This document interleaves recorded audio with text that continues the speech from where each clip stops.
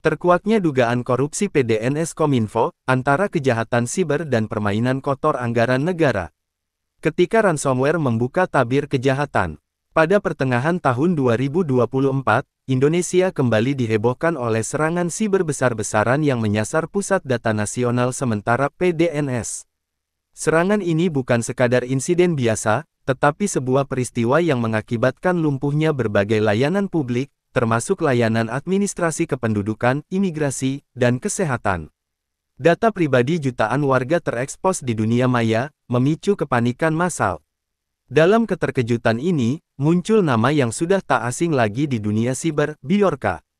Sosok hacker yang sebelumnya sempat membuat heboh dengan membocorkan data pemerintah kembali beraksi, mengklaim bahwa serangan ransomware yang terjadi adalah bukti kelemahan sistem keamanan nasional. Namun, lebih dari itu, Bjorka menyebut ada sesuatu yang lebih besar di balik ini, dugaan korupsi dalam proyek PDNS yang bernilai hampir 1 triliun rupiah. Informasi ini segera menarik perhatian aparat penegak hukum.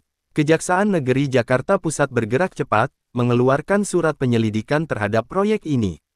Sejumlah pejabat di Kementerian Komunikasi dan Informatika Kominfo, yang kini berganti nama menjadi Kementerian Komunikasi dan Digital Kombigi, mulai dipanggil untuk diperiksa.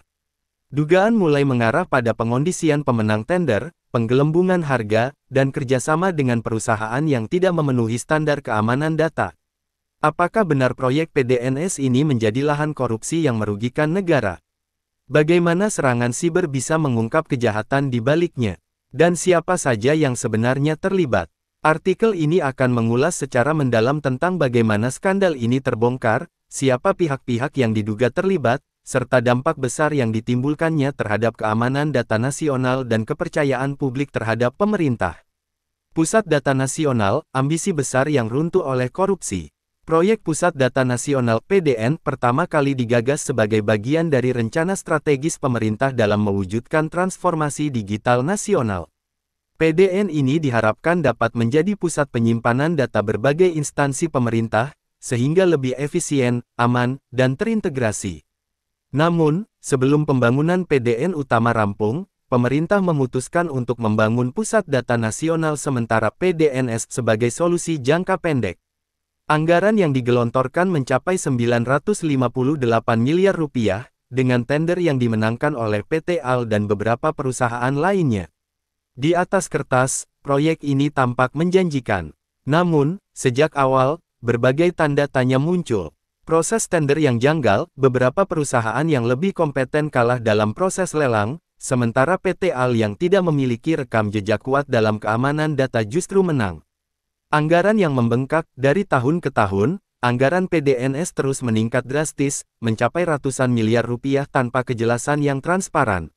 Berdasarkan informasi yang tersedia, anggaran untuk Pusat Data Nasional Sementara (PDNS) dari tahun 2020 hingga 2024 adalah sebagai berikut.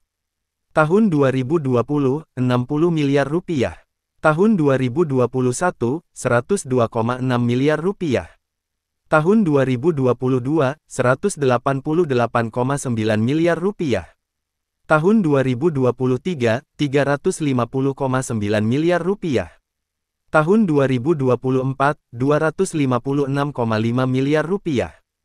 Total anggaran selama periode tersebut mencapai 958 miliar rupiah. Perlu dicatat bahwa terdapat perbedaan antara anggaran yang dibutuhkan dan anggaran yang tersedia untuk operasional PDNS. Misalnya, pada tahun 2024, PDNS memerlukan anggaran sebesar 542 miliar rupiah, namun yang tersedia hanya 257 miliar rupiah. Selain itu, Kementerian Komunikasi dan Informatika Kominfo pernah mengajukan penambahan anggaran untuk transformasi digital, termasuk PDNS, menjadi 12,3 triliun rupiah dari pagu indikatif tahun anggaran 2025 sebesar 7,7 triliun rupiah. Informasi ini menunjukkan bahwa anggaran untuk PDNS mengalami peningkatan signifikan setiap tahunnya, dengan total anggaran mencapai 958 miliar rupiah selama periode tahun 2020 sampai tahun 2024. Namun, terdapat kesenjangan antara anggaran yang dibutuhkan dan yang tersedia, yang dapat mempengaruhi operasional dan keamanan PDNS.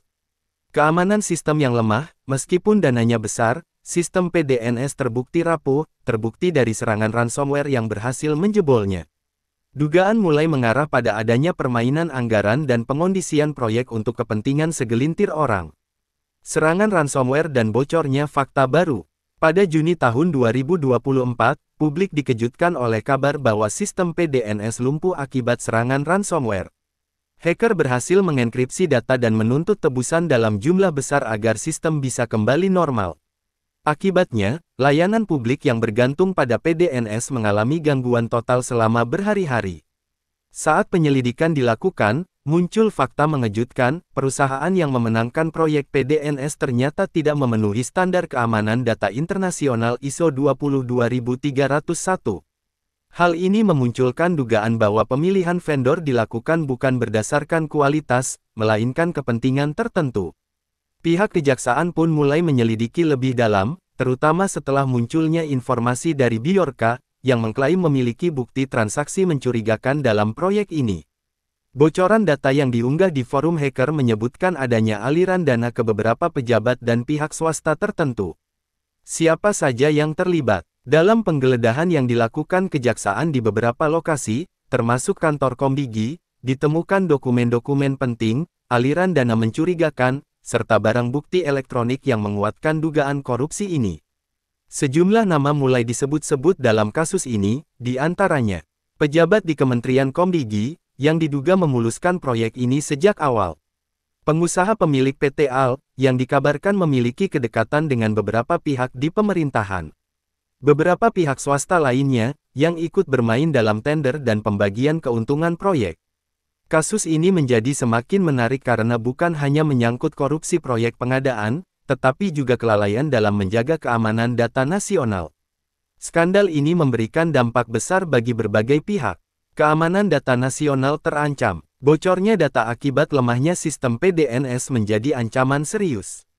Jika data kependudukan, kesehatan, hingga transaksi keuangan jatuh ke tangan hacker, konsekuensinya bisa fatal. Kepercayaan publik terhadap pemerintah merosot. Rakyat semakin skeptis terhadap proyek-proyek digital yang digagas pemerintah. Banyak yang mempertanyakan, apakah digitalisasi ini benar-benar untuk kemajuan, atau justru menjadi ladang korupsi baru. Investasi digital bisa terhambat. Indonesia yang tengah berambisi menjadi pusat digital di Asia Tenggara bisa kehilangan kepercayaan investor akibat skandal ini. Saat ini, Kejaksaan Negeri Jakarta Pusat masih terus mendalami kasus ini. Sejumlah saksi telah dipanggil, dan kemungkinan akan ada penetapan tersangka dalam waktu dekat. Di sisi lain, masyarakat juga berharap pemerintah bisa melakukan evaluasi total terhadap sistem keamanan data nasional. Skandal PDNS menjadi pelajaran bahwa keamanan siber harus menjadi prioritas utama, bukan sekadar proyek yang dijadikan ajang korupsi. Kasus dugaan korupsi PDNS di Kominfo bukan hanya tentang hilangnya uang negara, tetapi juga tentang bagaimana kelalaian dan keserakahan bisa membahayakan keamanan nasional. Jika pemerintah tidak segera mengambil langkah tegas, bukan tidak mungkin kejadian serupa akan terulang. Di era digital ini, keamanan data adalah aset berharga yang harus dijaga dengan serius. Jangan sampai, ambisi transformasi digital yang digembar-gemborkan pemerintah justru menjadi bencana nasional akibat kelalaian dan korupsi. Apakah ini akan menjadi akhir dari skandal PDNS, atau justru awal dari terbongkarnya lebih banyak kasus serupa? Kita tunggu saja kelanjutannya.